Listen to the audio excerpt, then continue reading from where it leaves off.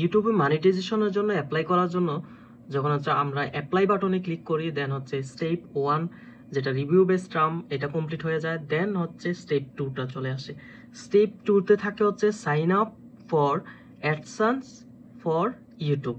তো এটা হচ্ছে অ্যাডসেন্স অ্যাকাউন্ট সাইন আপ করতে বলছে। যদি তোমার অ্যাডসেন্স অ্যাকাউন্ট থেকে থাকে তাহলে হচ্ছে তুমি এক্সিস্টিং অ্যাডসেন্স অ্যাকাউন্ট দিবা, আর যদি থেকে না থাকে তাহলে হচ্ছে নতুন করে একটা অ্যাডসেন্স অ্যাকাউন্ট ক্রিয়েট করবা। কিন্তু এখন কথা হচ্ছে স্টেপ 2টা ডান হওয়ার জন্য, মানে ইন প্রগ্রেস যখন থাকবে, এটা ডান হওয়ার জন্য কতদিন সময় নেব। এটা যদি তোমার হচ্ছে অলরেডি অ্যাডসেন্স অ্যাকাউন্ট থাকে যেটা অ্যাপ্রুভ, সেটা যদি তুমি লিঙ্ক করো এই অ্যাকাউন্টের সাথে, তাহলে হচ্ছে তোমার সাথে সাথেই ডান হয়ে যাবে। স্টেপ 1 ডান হওয়ার পর যখন স্টেপ 2তে তুমি হচ্ছে তোমার ইমেল অ্যাড্রেসটা দিবা, যেটা হচ্ছে অ্যাডসেন্স অ্যাকাউন্টটা তুমি যখন অ্যাকসেপ্ট করে নিবা, তখন সাথে সাথেই 2 মিনিটের মধ্যেই ডান হয়ে যাবে স্টেপ 2।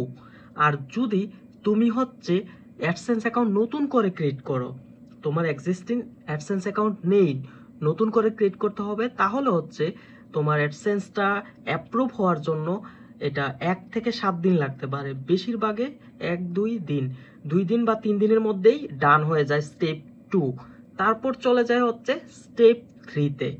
যখন হচ্ছে স্টেপ 2 কমপ্লিট হয়ে যাবে তখন স্টেপ 3তে চলে যায় গেট রিভিউ। তো সেটা অন্য ভিডিওতে নিয়ে কথা বলবো।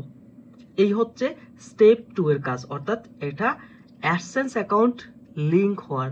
যেমন হচ্ছে এটা ডান হয়েছে, যখন নিচের লেখাটা দেখো, you have successfully linked an AdSense for YouTube account, অর্থাৎ অ্যাডসেন্স অ্যাকাউন্টটা সাকসেসফুলি লিঙ্কড হয়ে গেছে কিসের সাথে, আমার এই ইউটিউব অ্যাকাউন্টটার সাথে। এই হচ্ছে স্টেপ 2 এর কাজ। এটা হচ্ছে ইন প্রগ্রেস থেকে ডান হওয়ার জন্য, মানে স্টেপ 2 কমপ্লিট হওয়ার জন্য যখন তোমার অলরেডি অ্যাডসেন্স অ্যাকাউন্ট থেকে থাকবে তাহলে সাথে সাথে হয়ে যাবে। আর যদি হচ্ছে তুমি নতুন করে অ্যাডসেন্স অ্যাকাউন্ট ক্রিয়েট করে সেটা লিঙ্ক করে ট্রাই করো, তাহলে হচ্ছে তোমার 1 থেকে 2 দিন এটা হচ্ছে ইন প্রগ্রেসে থাকবে। ধন্যবাদ সবাইকে।